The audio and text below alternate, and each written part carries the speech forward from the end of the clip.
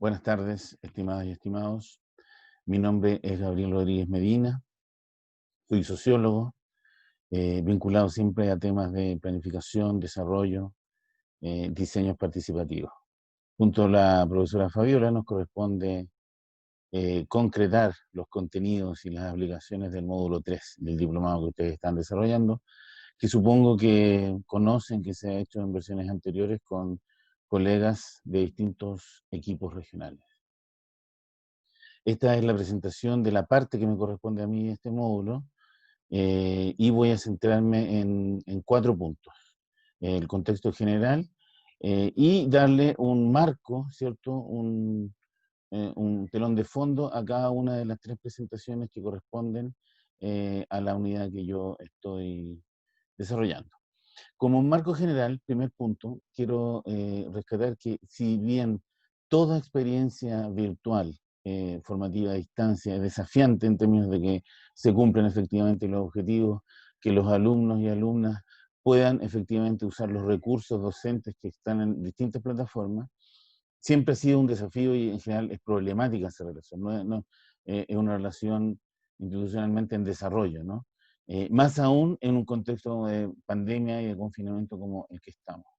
Lo digo en el sentido de que tanto en los foros como en la interacción con los profesores, sus lecturas, las evaluaciones, traten de utilizar eh, con la mayor fluidez, proximidad posible todos esos recursos para su propia formación. Yo voy a estar atento si en este corto periodo tienen alguna duda crean que puedan resolver conmigo. ¿Mm?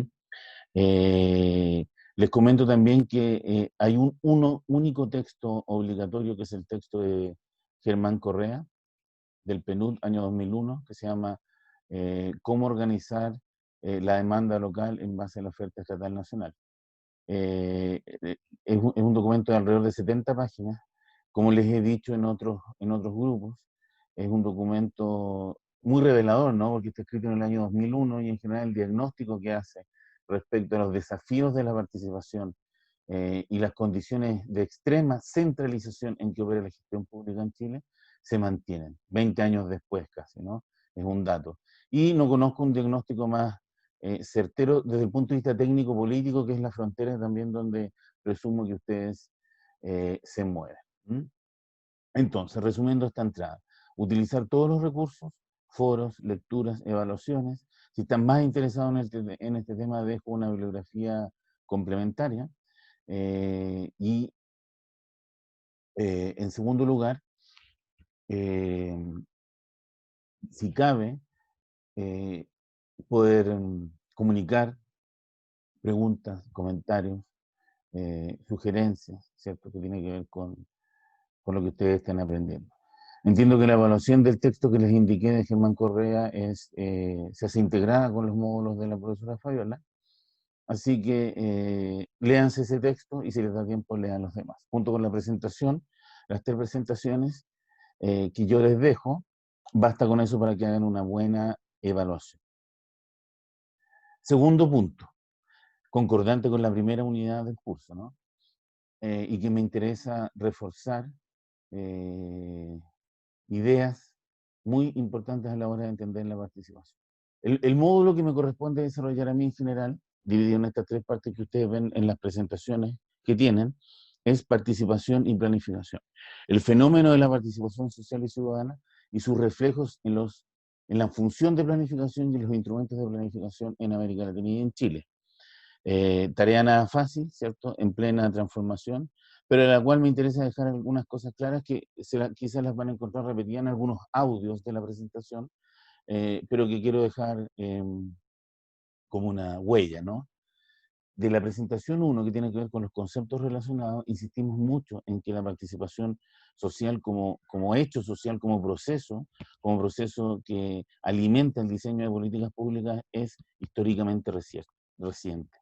El guión en que las políticas públicas se han venido concretando en el largo tiempo histórico, ¿no? Es un guión más bien asistencialista o representativo, donde en pocas palabras el pueblo, el mundo popular, ¿cierto? Los usuarios, son objetos del diseño de esa política y nunca agentes activos, ¿no?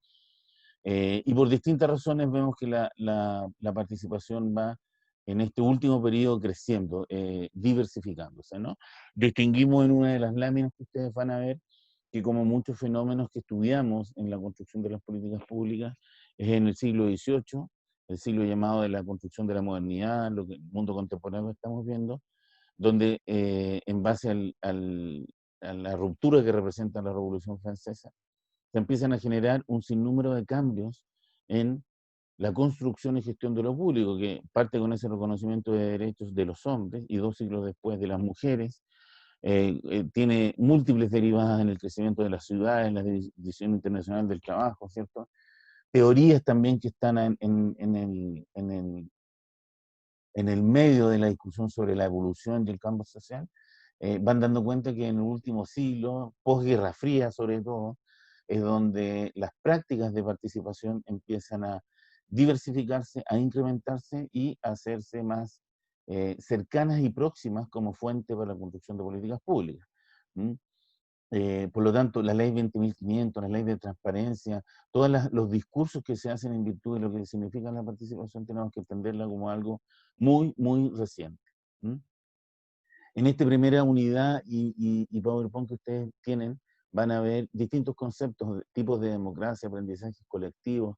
Quiero dejar ahí claro también que la participación tiene una perspectiva histórica, ¿cierto? Tiene una duración, pero también tiene un entorno conceptual, un mapa conceptual de distintos, que no es solo una distinción teórica, sino que eso responde a que hay síntomas en la realidad que se retroalimentan con la participación social, como el aprendizaje colectivo. En pocas palabras, las comunidades aprenden, las comunidades humanas aprenden, lo que en un momento era aceptado, en otro momento deja de ser aceptado, eso supone una dinámica. Existen los movimientos sociales, solamente recordar lo que tenemos viviendo en Chile el 2011 con el movimiento estudiantil y en octubre del 2019, ¿no? La propia deliberación que hacen los partidos políticos de esta diversidad hace que se vayan transformando esas cosas. Entonces, en ese primer PowerPoint, la idea, fuerza, el telón de fondo que hay detrás es la participación, es un proceso histórico de alta complejidad que revierte un guión autoritario fuerte que se ha dado en los últimos siglos y que por lo tanto está en un campo también experimental que después de la Guerra Fría se ha ido en todo el mundo y en Chile incrementando, ¿no? Ahí hay varias revisiones de conceptos y me interesa que le den una vuelta si les interesa. Pueden en la bibliografía complementar más y eventualmente consultarme o proponer cosas, ¿no? Tercer punto, que es la segunda unidad, segundo PowerPoint, tiene que ver con las metodologías participativas, ¿no? Me interesa reforzar aquí un par de ideas. Primero, decimos que, y hay una lámina que, donde se detalla la relación entre los paradigmas y la metodología, decimos que a cada paradigma, matriz de pensamiento, cosmovisión, ¿no? Que se van construyendo en la larga historia, eso deriva en formas de producir información. Si partimos con el positivismo propio de la modernidad, siglo XVII, XVII, XVIII, XIX, XVIII, XIX, es la perspectiva cuantitativa de la encuesta. En el siglo XX el relativismo deriva en perspectivas interpretativas y lo cualitativo, y es en el siglo XXI, diría yo, en la última parte de la Guerra Fría, desde los años 60 en adelante en América Latina, en distintos territorios, se empiezan a generar también metodologías y perspectivas participativas. En esta presentación van a ver ustedes algunas definiciones, algunos mínimos, y la idea es que puedan relacionar los lugares donde una metodología participativa es eficiente, tiene rendimientos explicativos lógicos, ¿cierto? Donde yo la debo usar, y donde me puedo complementar con perspectivas cualitativas y cuantitativas, ¿ya? Ese es el segundo módulo, eh, bastante aplicado y metodológico, ¿no? Y el tercer módulo es el sociograma. El sociograma es una herramienta emblemática de las perspectivas participativas. En este caso lo presentamos y lo construimos como una herramienta para ampliar un diagnóstico territorial, que en pocas palabras identifica a los actores y los tipos de relaciones que hay entre ellos, ¿no? Hay una definición de lo que es el sociograma, una forma de producirlo, ¿no? Y ahí, tal como les digo en algunas láminas, lo mejor es que empiecen a usarlo, ¿no? Que poquito a poco suelten la mano y que vayan viendo que hay ciertas hay ciertos problemas de ordenamiento de información o de diseño de investigaciones locales. Por ejemplo, estoy pensando en cómo actualizar un diagnóstico comunal o regional a la hora de negociar con un mandante un determinado producto, ¿no? Los sociogramas me pueden ampliar los diagnósticos tradicionales, digamos, cuantitativos, cualitativos, puede incorporar temas de alguna manera que no se hablan mucho, ¿cierto? Es como el juego entre lo oficial y lo latente. Y por lo tanto una herramienta potente de diagnóstico territorial, y si lo usan, si lo comprenden crecientemente, van a comprender también que es una herramienta para hacer planes integrados, instrumentos de planificación. ¿Mm? Esos son los 3 puntos. Primero, la definición de la participación, su entorno conceptual, sus distinciones históricas. Segundo, la definición de lo que son las metodologías participativas y sus anclajes eh, paradigmáticos, ¿cierto? Sus anclajes filosóficos.